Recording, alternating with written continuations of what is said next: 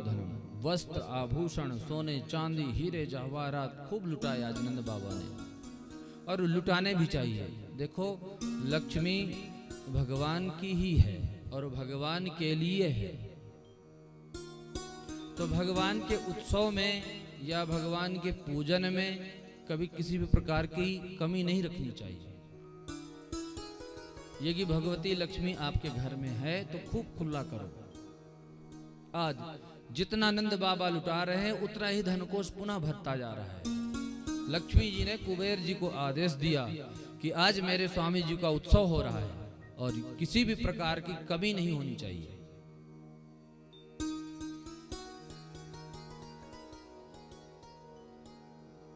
मागध जनों को यहां पर नंद बाबा ने खूब आभूषण दिए। वो जा रहा था, जाते जाते एक दूसरा उसको याचक मिला। बोले भाई तू क्या लेकर के आ रहा है? बोले मैं तो चांदी के बर्तन लेकर के आ रहा हूं। बोले जा दारी के तू चांदी लेके आया? मैं तो सोने के बर्तन लेकर के आ रहा हूं। अरे बाबा तुम सोने के बर्तन, ये कहां बट रहे थे? बोले ये 5 नंबर गेट पे बच रहे थे। तो उसने क्या किया, चांदी के बर्तन वहीं फेंक दिए और कहे मैं भी जाऊंगा अब सोने के आभूषण लेकर के आऊंगा। सोने के बर्तन लेने के लिए दौड़ा दौड़ा गया 5 नंबर गेट पे। वहां से सोने के बर्तन लिया, आ रहा था तब तक दूसरा मिल गया। बोले भैया क्या लाए? बोले मैं तो हीरे जवाहरात लेकर के आया। बोले ओहो मैं तो सोने में ही फंसा रहा, तुम हीरे जवाहरात? उसने सोना फेंक दिया। बोले कहां मिल रहे हैं हीरे जवाहरात? बोले 1 नंबर गेट पे। ऐसा लग रहा है आज कि ब्रज गलियों में लक्ष्मी खेल रही हो, रमा की क्रीडन भू नृप। लक्ष्मी क्रीड़ा कर रही हो। ऐसे जहां देखो वहीं सोना पड़ा हुआ है, जहां देखो वहीं चांदी है, वहीं हीरे हैं, वहीं जवाहरात पूरे ब्रज गलियों में बिखरे पड़े हुए।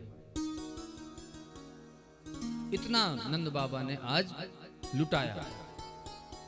हम सभी का भी कर्तव्य होता है कि जब हमारा पुत्र पैदा हो तो खूब लुटाना चाहिए। और पुत्र का कर्तव्य होता है कि जब पिता न रहे तो पिता के क्रियाक्रम में भी खूब वो धन खर्च करे। ये पुत्र के कर्तव्य है। हम संपत्ति लेने के लिए पुत्र नहीं बनते हैं कि बस बाप की प्रॉपर्टी मिल जाए इसलिए हम बेटा है। बेटे के कर्तव्य हैं। देवी भागवत में आता है पुत्र के कर्तव्य बता रहे हैं। जीवतो वाक्य करणात् मृताहे भूरि भोजनम गयायाम पिंडदानाच्च त्रिभिः पुत्रस्य पुत्रता।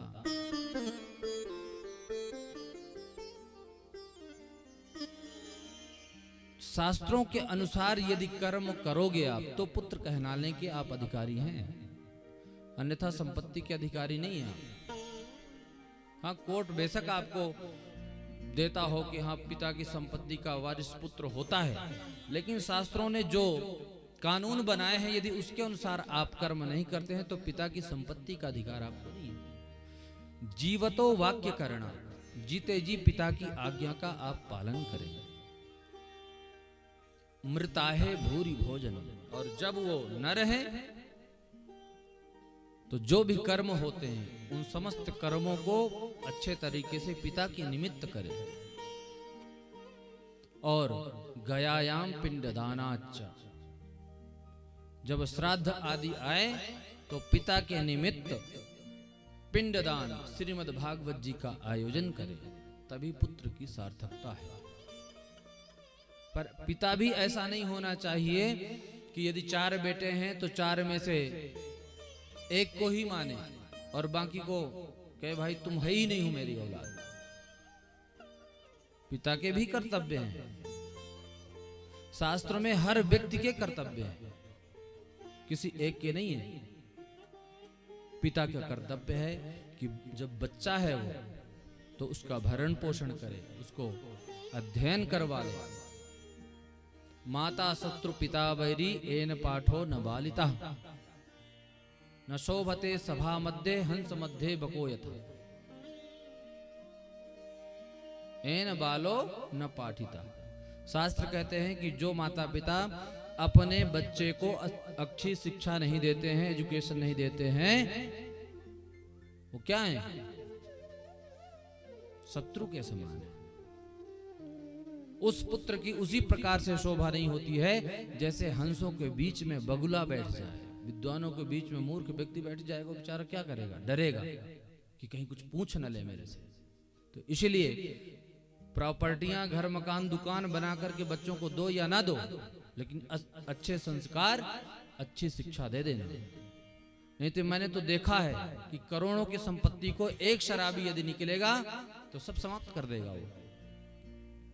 और यदि तुमने अच्छे संस्कार दे दिए तो 1 करोड़ क्या हो, 10 करोड़ भी कमाएगा। तो इसलिए जमा पूंजी की जरूरत नहीं है, अच्छे संस्कार दो, अच्छी शिक्षा दो, नहीं तो बाद में फिर रोते गाते घूमते रहना। आते हैं महाराज, बेटा सुनता ही नहीं है, हमको ही मार के भगा दिया है, हम तो रहने को मजबूर हैं वृद्धाश्रम में। तो उनसे पूछो कि आपने कहाँ पढ़ाया था? बोले कॉन्वेंट स्कूल में महाराज। तो कॉन्वेंट स्कूल में पढ़ाओगे तो फिर वो पाश्चात्य सभ्यता और संस्कृति को ही सीखेगा। वहां तो सीधी सी बात है कि लड़का जहां 18 साल के हुआ तो माँ बाप से कोई लेना नहीं देना नहीं, ममत्व ही नहीं है। तो इसलिए अपने संस्कार घर में बच्चों को जरूर दो। कथा भागवत में जाओ तो उनको साथ जरूर लेकर के आओ। देवी देवता के स्थान पे जाओ तो उनको जरूर लेकर के जाओ। यदि तुम शिक्षा नहीं दोगे तो बाद में वो तुम्हारी न तो सेवा करेंगे, न तुम्हारी देवी देवता को मानेंगे, न तुम्हारे संस्कारों को मानेंगे। वो सब अपने अनुसार करेंगे, क्योंकि उनको उधर की शिक्षा दी जा रही है। हिंदू होने के नाते आप सभी के कर्तव्य हैं, उनका आप वहन करें। हर व्यक्ति जब जागृत होगा तब ये समाज जागृत होगा, नहीं तो रोते नहीं बनेगा। तो यहां पर नंद बाबा ने खूब लुटाया। उत्सव कई दिन तक चला और इस उत्सव में नंद बाबा ये भूल गए कि हम कंस को कर देने जाते थे हर साल। वो जो तिथि थी कर देने की वो निकल गई।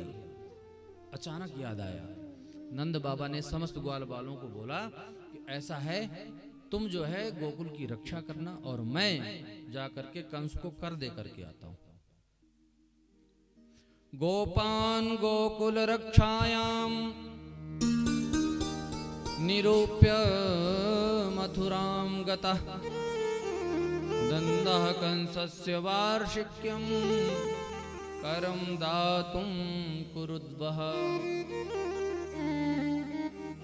कर देने के लिए नंद बाबा मथुरा जाते हैं कंस को, और समस्त ग्वाल वालों को नियुक्त किया कि लाला को देखना, यहाँ गोकुल की रक्षा करना। वहां गए तो वहां ज्यों ही पहुंचे वसुदेव जी की नजर नंद बाबा पे पड़ गई।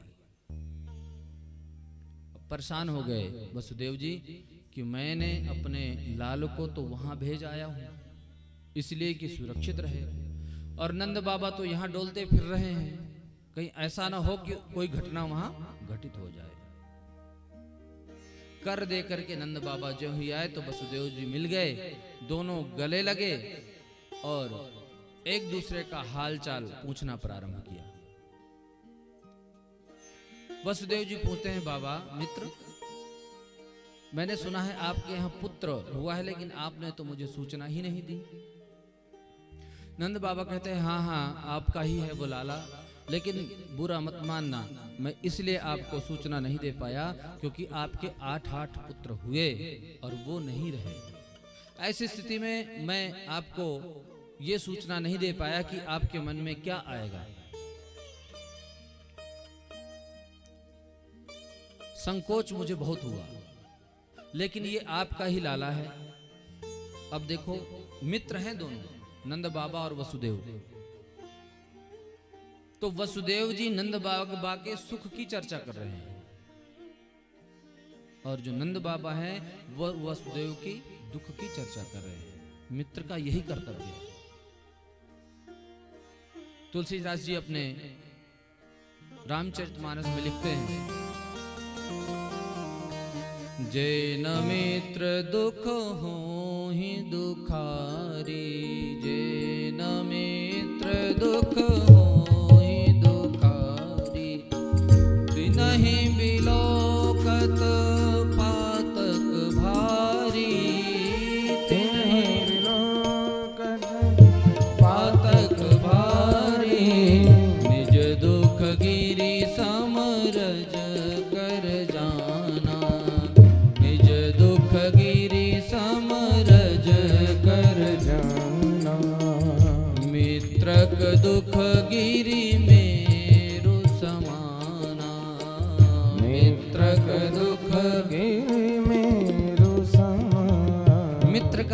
कर्तव्य है कि यदि आपके मित्र को किसी प्रकार की समस्या है तो उसकी छोटी सी समस्या को पर्वत की तरह मान करके उसके निराकरण करे।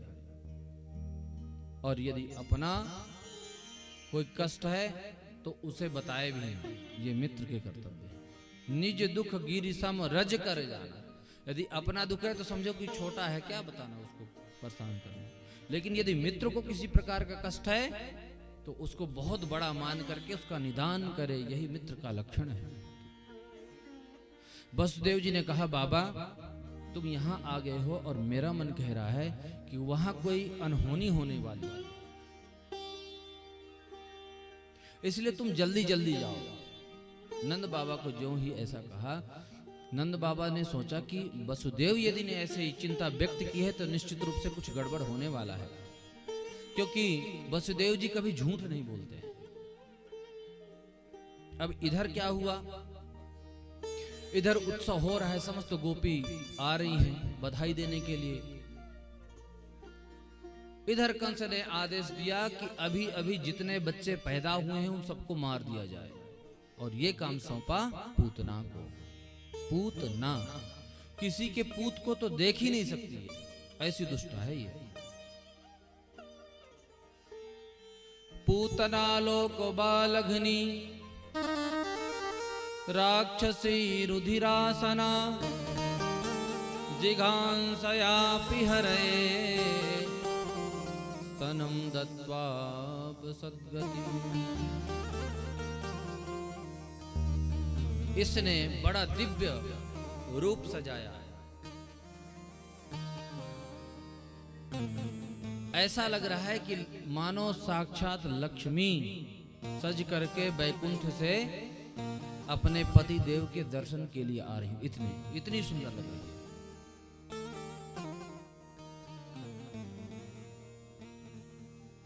जो दुष्ट लोग होते हैं ना वो ज्यादा ही कुछ सजते हैं, जो अच्छे लोग हैं उनको क्या सजना है, वो तो वैसे ही अच्छे। हम लोग क्या करते हैं, जब शादी विवाह होता है तो कहाँ जाते हैं सजने को, हैं ब्यूटी पार्लर जाते हैं, काले जाते हैं और गोरे होके एकदम आते हैं, पता ही नहीं लगता कि इसी की शादी होनी है, यही लड़की है वो या कोई और है। प्लास्टर चढ़वा के आ जाएंगे, डेंटिंग पेंटिंग सब करवा। तो इसने भी वो सारे, अच्छा यहीं से शुरुआत भी हुई डेंटिंग पेंटिंग की, स्त्रियों के डेंटिंग पेंटिंग की जो शुरुआत हुई यहीं से हुई, सबसे पहले इसने ही किया था।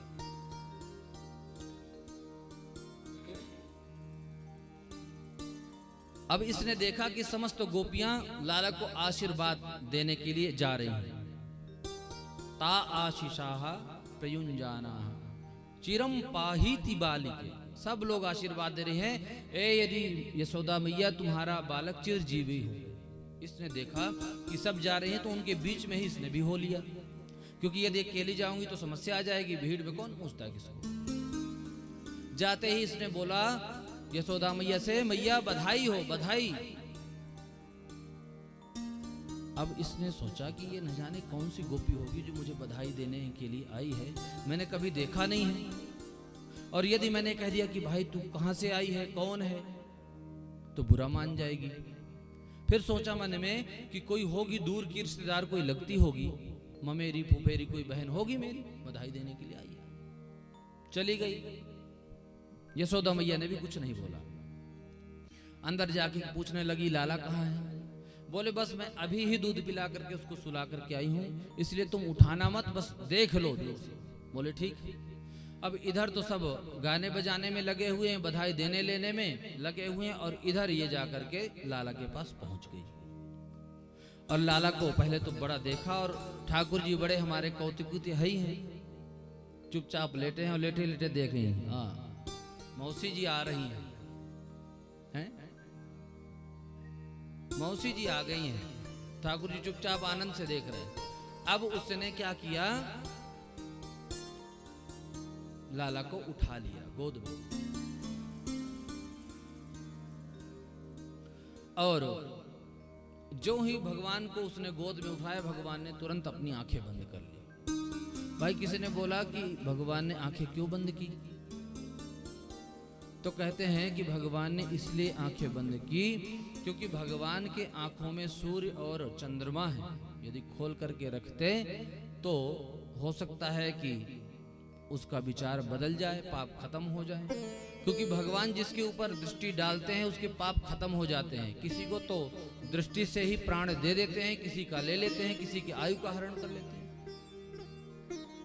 तो इसलिए भगवान ने नेत्र बंद कर लिए। दूसरे संत ने भाव दिया कि भगवान ने इसलिए नेत्र बंद किए क्योंकि भगवान सोचते हैं कि मैं जाऊंगा ब्रज में, वहां ग्वाल बालों के साथ खेलूंगा, माखन मिश्री खाऊंगा और सबसे पहले तो विष ही आ गया, मुझे क्या करूं मैं। विष पीना मेरा काम नहीं है, विष पीना तो भोलेनाथ का काम है। इसलिए आंख बंद करके भोलेनाथ का भगवान ने चिंतन किया कि हे भोलेनाथ, आप ही इसको पियो, दूध में पीऊंगा बाद में। इसलिए भगवान लाला ने शंकर जी का चिंतन किया। तीसरे महात्मा भाव देते हैं कि भगवान ने इसलिए नहीं, दृष्टि ने, भगवान कहते हैं कि दृष्टि उसी के ऊपर डालनी चाहिए जो पवित्र हो। अपवित्र व्यक्ति को तो देखना ही निषेध है।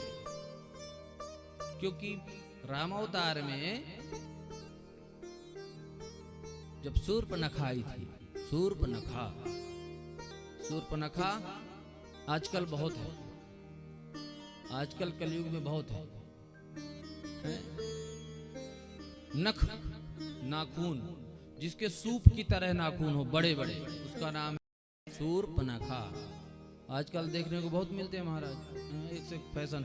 नकली लगा लेते हैं लोग, जिसके बढ़ते नहीं है, टूट जाते हैं, वो नकली लगा लेते हैं। पर शूर्पणखा जरूर बनती है। शूर्पणखा रावण की बहिनी। अब ध्यान रखना, जो बड़े बड़े नाखून रखती है वो रावण की खानदान की है वो। तो शूर्पणखा जब आए कि महाराज तो सम पुरुष नमो सम नारी, और यह संजोग विधि लिखा विचारी। राम जी को कहती है कि आपके जैसे यदि संसार में कोई पुरुष, वैसे तो मैंने बहुत ढूंढा पर आपके जैसे पुरुष मिला नहीं। लेकिन एक बात ध्यान रखना, मेरे जैसे कहीं स्त्री भी नहीं आपको मिलेगी। अपने सुंदर की बड़ाई इतना कर रही। और ताते लग अब रहूं कुमारी, मनु माना कछु तुम ही निहारी। आपको देख करके थोड़ा मेरे मन में हो गया कि हाँ, इसी से शादी यही करने लायक है मेरे। राम जी को कह रही है। तो राम जी ने क्या कहा? राम जी ने तो दृष्टि ही नहीं डाली उसमें। सीतहि चितई कही मृदु बाता, अहि कुंवर मोर लघु भ्राता। ये जो मेरा छोटा भाई है ना, ये कुंवारा है, जबकि लक्ष्मण जी की शादी हो चुकी थी। और भगवान कहते हैं ये कुंवारा है, शादी करना है तो इसके साथ कर ले। भगवान ने देखा ही नहीं। तो यहां भी भगवान कहते हैं इसके ऊपर मैं दृष्टि नहीं डालूंगा क्योंकि ये देखने योग्य है ही नहीं। भगवान ने दृष्टि नहीं डाली। अब उसने क्या किया? पान करवाना प्रारंभ कर दिया। भगवान ठाकुर जी ने स्तन पीना शुरू कर दिया। सबसे पहले तो ठाकुर जी ने विष पिया। विष को पीने के बाद धीरे धीरे दूध पिया। दूध पीने के बाद पूतना के प्राणों को पीना प्रारंभ कर दिया। प्राणों को ज्यों ही पीना प्रारंभ किया, उसके मर्म स्थलों पे भयंकर वेदना हो रही, चीखने लग गई, चिल्लाने लग गई, बोल पड़ी। गाढ़म कराभ्याम भगवान प्रपीड्य तत्, प्राणै समम रोष समन्वितो पिबत। अरे छोड़ दे, छोड़ दे, छोड़ दे। भगवान बोला, मैया मैं तो बस एक ही बार पकड़ता हूं, पहले तो किसी को पकड़ता नहीं, और इसको पकड़ लिया उसको बस नैया फिर पार लगा के ही छोड़ता हूं। कृष्ण ग्रह गृहीत आत्मा। भगवान जो है ये ग्रह हैं, ग्रह। नवग्रह से आप बच सकते हो, लेकिन ये कृष्ण रूपी जो ग्रह है जिसको पकड़ लिया फिर नहीं बचने वाला हो। भगवान कहते हैं अब तो मैं बस ठिकाने लगा के ही छोड़ूंगा। चीखती रही, चिल्लाती रही। भगवान ने प्राणों को पीना प्रारंभ किया। सोई अपने स्वरूप में आ गई है, विकराल भयंकर राक्षसी के रूप में, और भगवान को लेकर के उड़ चली आकाश में। भगवान ने प्राणों को पी लिया और धड़ाम से जमीन पर के गिरी। गोविंदाय नमो नमः। अब इधर यशोदा मैया देखती कि मैं देखूं तो सही मेरा लाला ठीक है, सो रहा है क्या। जब देखने के लिए जाती है वहां लाला नहीं। अब तो यशोदा मैया चिल्लाने गई, लाला कहाँ गए हो, लाला मेरो कहाँ गए हो। अब सब तो हल्ला मच गया, ढूंढने लग गए सब। ढूंढते ढूंढते जब गोकुल के बाहर निकले तो देखे विकराल रूप और ठाकुर जी पेट में बैठे आराम से खेल रहे। अब सोच रही हैं कि भाई ये हुआ तो हुआ कैसे, इसके पेट में ठाकुर जी कैसे आए। तो एक ग्वाल बाल कहता है कि मैया मैं बताऊं। बोले हाँ बता। बोले ये पूतना राण ये लेकर के जा रही होगी लाला को, और जाकर इसका सिर कहीं लड़ गया होगा, सो धम्म से गिर के मर गई। बोले दारी के भांग खा के आए हो का। यदि सिर पे चोट लगती तो ये सिर के बल गिरती है, तो सीधे सीधे पड़ी हुई है। बोले यदि गिरती भी तो ये लाला पेट में कैसे है इसके आया। ऐसे एक दूसरे से ये वार्तालाप कर रहे हैं कि कैसे हुआ, किसने किया। मैया ने तो तुरंत लपक के लाला को उठाया, हृदय से लगाया और तुरंत स्तनपान करवाना प्रारंभ कर दिया। और जब लाला ने दूध पीना प्रारंभ कर दिया तो सोचा कि मेरा लाला सही सलामत है, ठीक है। क्योंकि जब बच्चे को कोई परेशानी होती है तो दूध भी नहीं पीता है, इससे पता लग जाता है कि ये ठीक नहीं है। इधर नारायण मेरी लाला की रक्षा करियो, इसी मंत्र का जाप करते हुए नंद बाबा सोचते सोचते आ रहे हैं। आकर के जब देखा कि विशाल 21 किलोमीटर की लंबी चौड़ी पूतना मरी पड़ी है।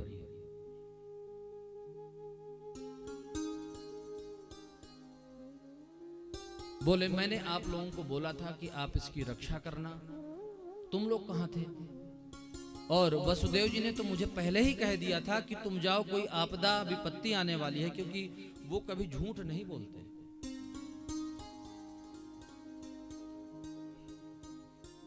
और उन्होंने जो शंका जाहिर की थी आज वैसा हो गया।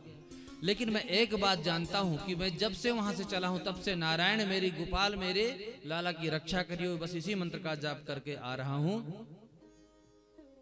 इसीलिए मेरा लाला बच गया है। ऐसे चिंतन कर रहे हैं। जो ग्वाल बाल थे वो कहते हैं कि बाबा वो तो बात सब ठीक है आपकी, लाला भी बच गए, लेकिन ये राण पूतना तो मर के चली गई, लेकिन हमारा जो मथुरा और गोकुल का रास्ता है इसने पूरा तो जाम कर दिया है। पतमानोऽपि तद्देहस् त्रिगव्योत्यन्तरद्रुमान् चूर्णयामास राजेन्द्र महदासीत् तदद्भुतम्। ये जहां गिरी है वहां 21 किलोमीटर के पूरे पेड़ भी टूट गए हैं। त्रिगव्यूति, गव्यूति का मतलब होता है एक, गव्यूति का मतलब 2 कोस, और यहां पर बोल रहे हैं सुखदेव जी की त्रिगव्यूति मतलब 6 कोस, और एक कोस में कितने किलोमीटर, 3 किलोमीटर, तो 18 किलोमीटर लंबा चौड़ा उसका शरीर, और सब उसमें वृक्ष सब टूट करके नीचे गिर गए। बोले अब इसको कैसे उठाया जाए। नंद बाबा ने बोला कि सभी लोग अपना फरसा कुल्हाड़ी सब लेकर के आओ, इसको टांगे हाथ पैर सब काट काट के सब इकट्ठा करते हैं, और कोई रास्ता ले आए। या सब ने कुल्हाड़ियों से काटना प्रारंभ किया और काट करके उसको इकट्ठा किया सब। इधर मैया ने तुरंत लाला को उठाया, स्तनपान करवाया और तुरंत गौशाला में लेकर के गई। कन्हैया को गोमूत्र से स्नान करवाया, पंचगव्य से स्नान करवाया, क्योंकि गाय के गोमूत्र में बड़ी ताकत है। किसी भी प्रकार की भूत प्रेत बाधा यदि बालक को हो तो आप पंचगव्य से स्नान करवा दीजिए, वैसे शांत हो जाएगा। लिखा हुआ है कि शरीर के हड्डियों के बीच में भी यदि पाप घुस गया हो, उसका पाप यदि पंचगव्य प्राशन कर ले तो भस्म हो जाता है। और प्रासनात् पंचगव्यस्य दहत्यग्नि रिवेंधनम, जैसे सूखी लकड़ियों में चिंगारी एक डाल दो, जिस प्रकार से वो लकड़ियां जल जाती हैं, उसी प्रकार से पंचगव्य प्राशन करते ही शरीर में जितने पाप हैं सब भस्म हो जाते हैं 1 मिनट में। तो मैया ने यहाँ पर पंचगव्य से स्नान करवाया, गोबर से गोमूत्र से स्नान करवाया और गाय के पूंछ से ही भगवान को झाड़ा देना प्रारंभ किया। भगवान का ही नाम लेकर के भगवान को ही झाड़ा लग रहा है। इंद्रियाणि ऋषिकेशः प्राणान् नारायणो वतु श्वेतदीप पतश्चित्तं मनो योगेश्वरो वतु। ऋषिकेश देवता मेरे लाला के इंद्रियों की रक्षा करें, नारायण भगवान प्राणों की रक्षा करें, और श्वेत दीप पतश्चित्तम, श्वेत दीप जो है वो मेरे लाला के चित्त की रक्षा करें। ऐसे मैया ने 8 श्लोकों से बाल रक्षा कवच के द्वारा अपने लाला को झाड़ा दिया। और इधर समस्त ग्वाल बालों ने काट काट करके पूतना को इकट्ठा किया, सब पेड़ उखाड़ करके उसके ऊपर पटके और लगा दी आग, उसमें जल गई पूतना। उस देह से एक तेज निकला और सबके सामने वो विलीन हो गया। तुरंत परीक्षित जी ने प्रश्न किया कि महाराज पूतना तो इतनी दुष्टा थी, फिर इसके शरीर से ऐसा तेज, ऐसी सुगंधी क्यों निकली? सुखदेव जी कहते हैं कि राजन, जो व्यक्ति भजन करता है भगवान उसको गति प्रदान करते हैं, पर इसने तो भगवान को अपनी गोद में लिया है, मां का रूप धारण करके गई है, तो क्या भगवान उसे गति नहीं देंगे? भगवान तो जिसको चाहे उसके ऊपर कृपा कर देते हैं, इतने कृपालु हैं भगवान। क्योंकि ये पूतना जो थी ना, ये हर तरह से गंदगी ही गंदगी थी इसमें। क्या? पूतना लोक बालघिनी राक्षसी रुधिरासना जिघांसयापि हरये स्तनम दत्वा पसदगतिम। कहते हैं कि पूतना, पूतान नयति, जो छोटे छोटे बच्चों को उठा करके ले जाए उसका नाम है पूतना। और छोटे बच्चों को मारना तो भयंकर, कितना बड़ा पाप लगता है। अरे बच्चों का ही मारती है, इसका काम बच्चों को मारना है, उठा के ले जाती है बच्चों को, पूतना। और आगे कहते हैं राक्षसी तो ही है, राक्षस इसमें इसका शरीर भी शुद्ध नहीं है क्योंकि राक्षस कुल में ये उत्पन्न हुई है। और रुधिरासना, खून पीती है ये, इसका भोजन आहार व्यवहार भी नहीं शुद्ध है, इसके विचार भी शुद्ध नहीं है। जिघांसयापि हरे हंतुम इच्छा जिघांस, जो मारने के लिए इच्छा लेकर के आई हरि को, तो इसके विचार भी शुद्ध नहीं है। ऐसी पूतना को भगवान ने परम पद प्रदान किया, क्योंकि न जाने कौन से गुण पर दया निधि रीझ जाते हैं। ठाकुर जी को तो बहाना चाहिए कृपा करने के लिए। कोमल चित अति दीन दयाला कारण बिनु रघुनाथ कृपाला गीध अधम खग आमिष भोगी गति दीन ही जहि जाचत योगी। गीध को भगवान ने ऐसी गति प्रदान करी। सुनहु उमाते लोग अभागी, भगवान कह रहे हैं पार्वती ऐसे लोग अभागी हैं जो हरि का भजन न करके संसार की वासनाओं में डूबे रहते हैं, उनकी गति नहीं होती है। देखो किसी की भी शरण में रहो, शरणागति एक बार होती है और एक में ही होती है, सब में नहीं। कि माता जी के दरबार में आए तो कहे माता जी तो सिद्ध हैं, बस हम तो इन्हीं को मानते हैं। तारा देवी चले गए तो कहे तारा देवी ही सिद्ध है, बाकी नहीं कोई। कोई पीर पैगंबर आ गया तो कह दे हाँ ये पीर बाबा सिद्ध हैं, बस उनकी शरण में। एक की शरण में जाओ, एक की शरण में जाने से ही, और ऐसे की शरण में जाओ जहां तुम्हारी जाने के बाद शरणागति व्यर्थ न हो। ठोकरे खाते रहोगे कल्याण नहीं होगा आपका। एक भगत था, बहुत चतुर चालाक था, जैसे आप सभी हैं चतुर चालाक। बोले महाराज हम तो गांव के आदमी हैं, हम तो नहीं चतुर चालाक। नहीं है? बताओ है कि नहीं चतुर चालाक आप लोग? नहीं है? चलो किसी और गांव के बता देते हैं, कोई और रहा हो। तो बहुत चतुर चालाक था वो, महात्माओं को देखे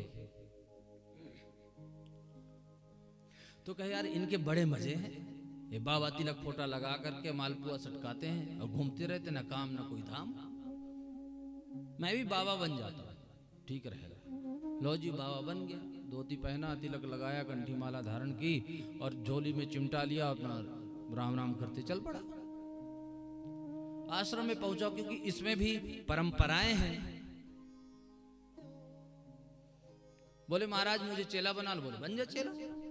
बनाया गया चेला, तिलक फोटा सब लगा दिया, रहने लग गया, खाए पिए।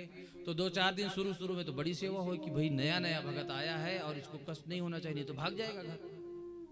जब कुछ दिन बीते तो गुरुजी ने कहा ऐसा है, ये फ्री फोकट का माल नहीं है, दान का अन्न आता है, यहाँ सेवा करो तब तुम्हारा अधिकार है इसमें। अब तो लकड़ी फड़वावे, बर्तन धुलवावे, झाड़ू पोछा सब करवाएं। बड़ा परेशान हुआ यार, मैं तो सोच रहा था कि मौज है, यहाँ तो और तपस्या है। बोले ये ठीक नहीं है, ये संप्रदाय ठीक नहीं है। अब मैं नाथ संप्रदाय में जाता हूं, गोरखनाथ वाले में, वहां गया।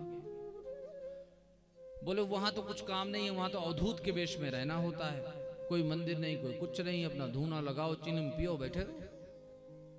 वहां गया तो बेचारा 2-4 दिन रहा। अब बोले अब दीक्षा लेना है, तो दीक्षा में यहाँ कान में इतना बड़ा बाला पहनाते हैं, गर्म करके छेद करते हैं। छेद किए, बेचारा बड़ा रोया गाया। बोले यार यहाँ भी बड़ा कष्ट है। बोले ये ठीक नहीं, ये भी ठीक नहीं। अब मैं तो सरदार वालों में जाता हूँ, वहाँ ठीक है, वहाँ तो चकाचक खूब भंडारे चलते हैं, खूब पाऊंगा, कोई काम धाम मर्जी है तो करो, ना मर्जी है तो ना करो। अब वहाँ गया तो वहाँ भी उसको उसी तरह से दीक्षा दी गई, हाथ में पहना दिया गया कड़ा, बालों में कंघा और नीचे चड्ढा और कृपाण, ये सो सब। बोले यार ये बड़ी आफत है, इनको कहाँ लाद करके मैं घूमता रहूंगा जो कभी कुछ धारण ही नहीं किया। बोले अब यहाँ भी ठीक नहीं है, अब मैं चलता हूँ दूसरे धर्म को, इस्लाम में चलता हूँ, वहां ठीक है। मौलवियों के तो महाराज मजे ही मजे, पता ही है आपको उनके संप्रदाय का। तो वहां भी रहा 2-4 दिन, बाद में उनको भी सुन्नत किया। सुन्नत, बड़ा रोया, चिल्लाया, बड़ा कष्ट हुआ। कुछ दिन आनंद से रहा वहां भी। बाद में बोले काटने के लिए लगा दिए कि तुम बकरा काटो, गाय काटो, भैंसा काटो। बोले ये तो सबसे ज्यादा न रखे। चला गया, रो रहा है बेचारा। चलते चलते एक महात्मा जी मिल गए। बोले क्या हुआ, किस धर्म से हो तुम? तो बोलता है माथे मथुरा दास विराजे, कानन कुंडल खटके, हाथों में जग जीवन स्वामी, तरे मुहम्मद लटके। बताओ मैं कौन? चारों संप्रदाय का परिचय दे दिया। बोले भैया तुम तो अब डूब गए, क्योंकि तुम्हारा कोई धर्म ही नहीं है। तो इसलिए एक धर्म को अपनाओ, एक में शरणागति ग्रहण करो, आपका कल्याण होगा। क्योंकि भगवान इंतजार कर रहे हैं, बाहु अपनी फैला के कह रहे हैं कि तू आ जा मेरी शरण में, आ जा। पर हम लोग इतने निर्दयी हैं कि नहीं, मैं ही ब्रह्मा हूं, मैं ही भगवान हूं, कोई भगवान नहीं है, खाओ पियो मौज करो। पर ऐसे लोगों की गति बहुत भयानक है, क्योंकि लिखा हुआ है अवश्यमेव भोक्तव्यम कृतं कर्म शुभाशुभम, नाभुंक्तं क्षीयते कर्म कल्पकोटि शतैरपि। कर्मों की गति अति प्रचंड है, करोड़ों जन्म लेना पड़ेगा, लेकिन भोगना जरूर पड़ेगा। इसलिए कर्म बंधन से मुक्त होने का मात्र एक ही उपाय है, भगवान की शरणागति ग्रहण कर लो, मुक्त हो जाओ।